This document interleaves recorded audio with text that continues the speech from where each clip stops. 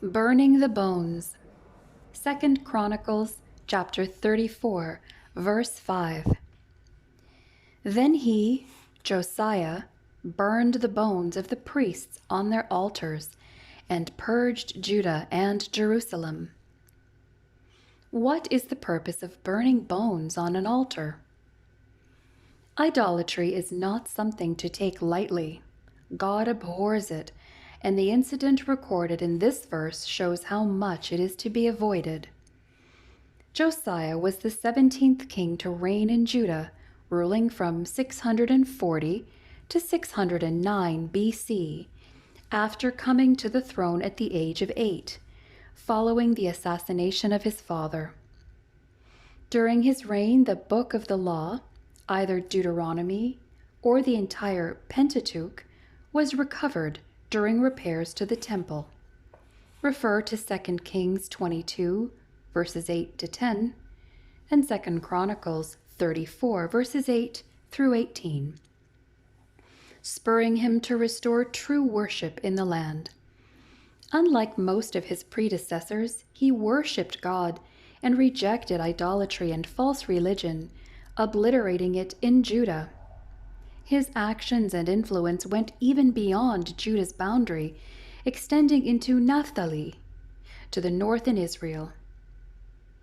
2 Chronicles 34:6.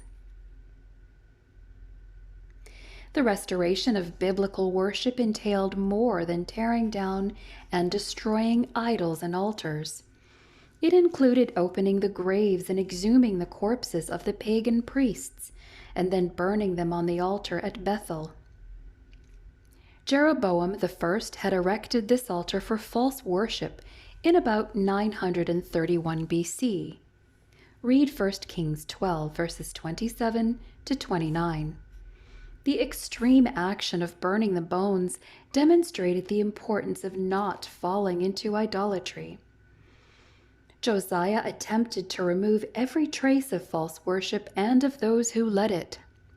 Burning the bones was a visible act that in effect said to the people, because false priests offered false sacrifices, they too will have their remains burned on their altar, thus defiling it as a visible sign that God invalidates the sacrificial service they performed here.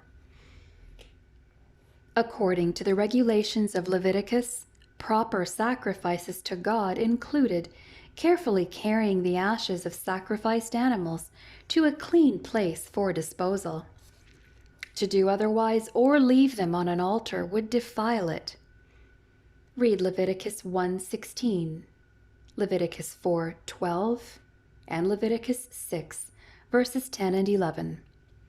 In effect, every aspect of the rituals at Bethel were wrong, even though the sacrifices had not been made to God. Josiah's burning of the bones is also recorded in 2 Kings 23:16. Although the burning of the bones is an unusual event, even more remarkable is the fact that it is a fulfillment of prophecy. 290 years earlier, an unnamed prophet foretold this event, even stating that the person would be named Josiah who did it. 1 Kings 13, verses 1 and 2.